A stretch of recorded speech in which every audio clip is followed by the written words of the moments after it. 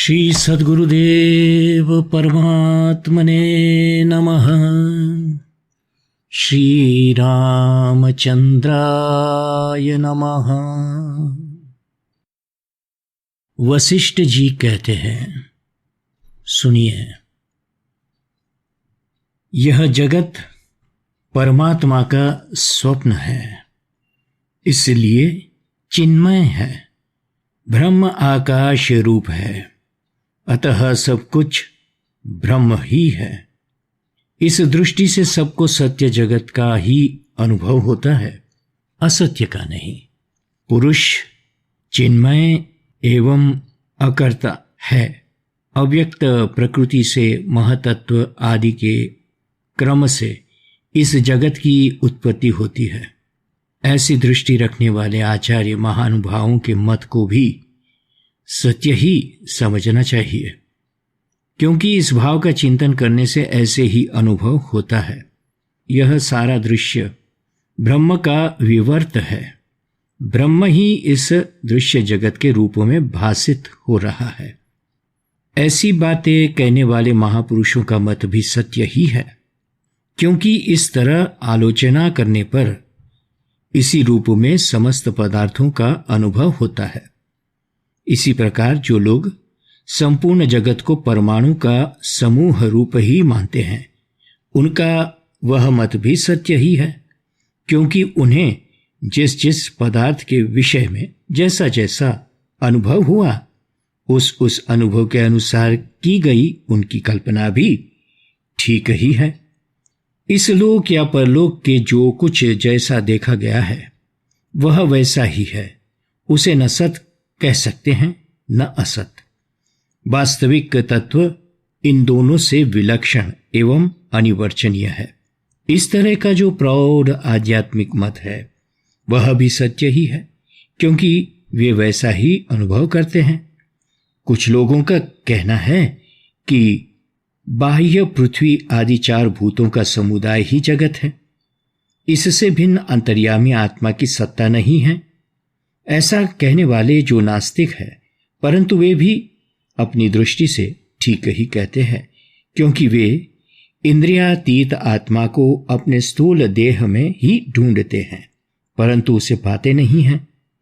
क्षणिक विज्ञानवादी जो प्रत्येक पदार्थ को क्षणभंगुर बताते हैं, उनका वह मत भी युक्ति संगत ही है, क्योंकि सभी पदार्थों का निरंतर परिवर्तन एवं उलटफेर देखने में आता है। परम पद संपूर्ण शक्तियों से युक्त है, इसलिए उसके विषय में जो जैसा कहता है वह सभी संभव है। जैसे घड़े के भीतर बंद हुआ गौरैया घड़े का मुंह खोल देने पर उड़कर बाहर चला जाता है, वैसे ही देह के भीतर बंद और देह के बराबर आकार वाला जीव कर्म क्षय हो जाने पर उड़कर परलोक में चला जाता है। इस मत को मानने वाले लोगों की कल्पना भी उनके मतानुसार ठीक है। इसी तरह म्लेच्छों का यह मत है कि जीव देह के बराबर ही बड़ा है, उसे ईश्वर ने उत्पन्न किया है। जहां शरीर गाढ़ा जाता है, वह वहीं रहता है। ईश्वर कालांतर में उसके विषय में विचार करते हैं, तब उन्हीं की इच्छा से उसकी मुक्ति होती है अथवा वह स्वर्ग या नरक में डाला जाता है। आत्मसिद्धि के लिए की गई और की हुई म्लेच्छों की यह कल्पना उनके भाव के अनुसार ठीक कही जा सकती है, और उनके देश में वह दूषित नहीं मानी जाती। जो संत महात्मा हैं, वे ब्राह्मण, अग्नि, विष, अमृत, मरण और जन्म आदि में भी समभाव रखते हैं। यह भी ठीक है, क्योंकि विभिन्न विचारधाराओं के विद्वानों का जो मत है, वह सब सर्वात्मा ब्रह्म से भिन्न नहीं है। इसलिए अपने अपने मत के अनुसार साधन करने पर उन्हें तदनुसार सिद्धि अवश्य प्राप्त होती है। आस्तिकों के मत में जैसे ये लोक है, वैसे परलोक भी है, अतः परलौकिक लाभ के लिए किए गए तीर्थ स्नान और अग्निहोत्र आदि निष्फल नहीं है।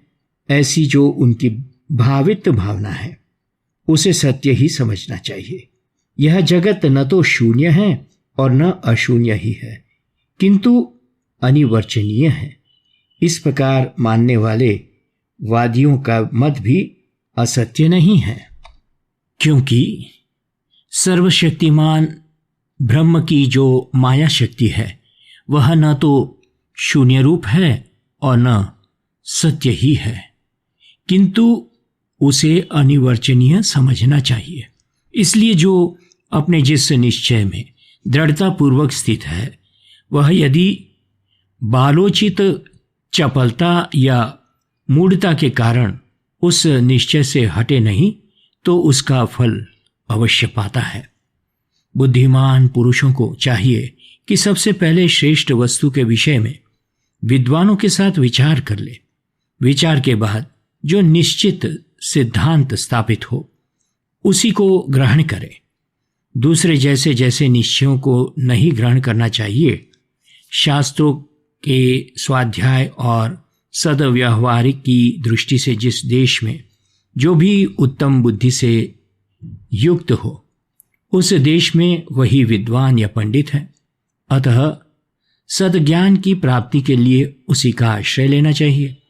उत्तम शास्त्र के अनुसार व्यवहार करने वाले तथा तत्वज्ञान के लिए परस्पर वाद विवाद करने वाले सत्पुरुषों में जो सबको आह्लाद प्रदान करने वाला और अनिंदनीय हो वही श्रेष्ठ है। अतः उसी का आश्रय लेना चाहिए। रघुनंदन, प्रत्येक जाति में कुछ ऐसे नामी विद्वान होते हैं जिनके सूर्य तुल्य प्रकाश से दिन प्रकाशित एवं सार्थक होते हैं।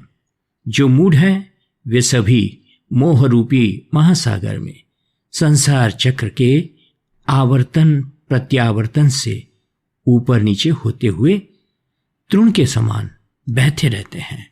जय सिया राम, जय सद्गुरुदेव।